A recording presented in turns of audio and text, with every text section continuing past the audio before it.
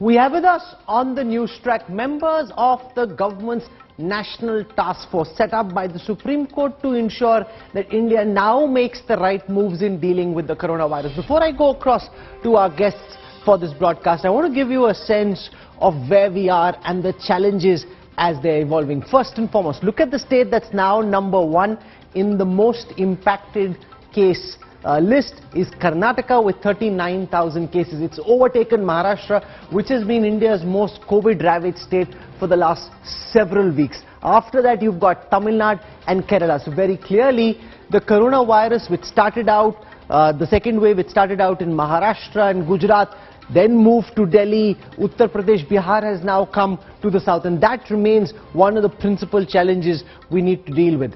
Then there is the number of deaths happening, where again states like Karnataka are currently topping the list. So in Maharashtra things are getting better.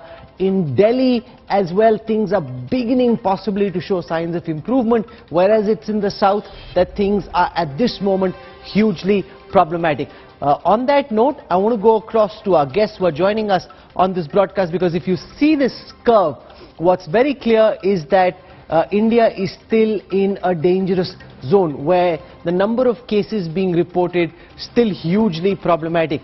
You know, because in Karnataka, this is the yellow line that represents Karnataka, which is the number of confirmed cases. It's seeing a hockey stick-like increase at the end. A hockey stick-like increase being seen in a state like Kerala as well, where essentially what we saw in Maharashtra and later in Delhi now being replicated in states like Tamil Nadu as well.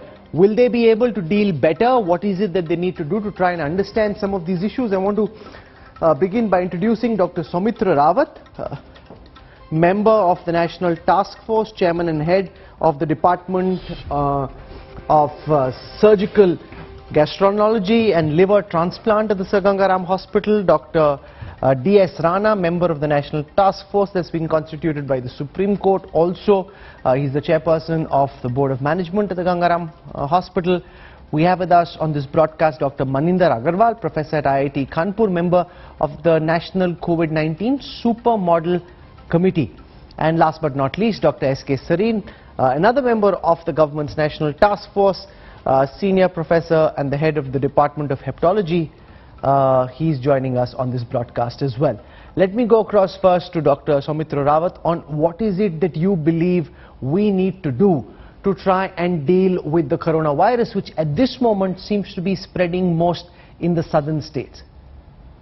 I think the key policy initiative at the moment is the oxygen supply, Rahul, so that it's available and distributed to the last mile, so that it goes to the patient. Because you have seen in last 1 week or about a week back, quite a few hospitals in Delhi, they were crying for oxygen, and they were saying there is just 2 hours of oxygen left or 4 hours of oxygen left. So we at National Task Force, we want to make sure it's a rational and equitable distribution of oxygen. And obviously we need to ramp up the oxygen generation plant. We need to increase the oxygen concentrator and oxygen cylinder. As you have seen that, you know, a lot of them are getting imported from, overseas. And also we need to look at how to reduce the oxygen amount by, having it optimally used, so that patient whose oxygen saturation is more than 95%, we will try to convince them that, they don't need any oxygen, because there is a panic there all over. So we need to make sure that we take care of that panic also, and we need to reduce the number of patients. And as you have seen, where there is a lockdown in Maharashtra and Delhi, numbers are slowly coming down. And obviously numbers are increasing in other states, so we need to go on a war footing in that state as well.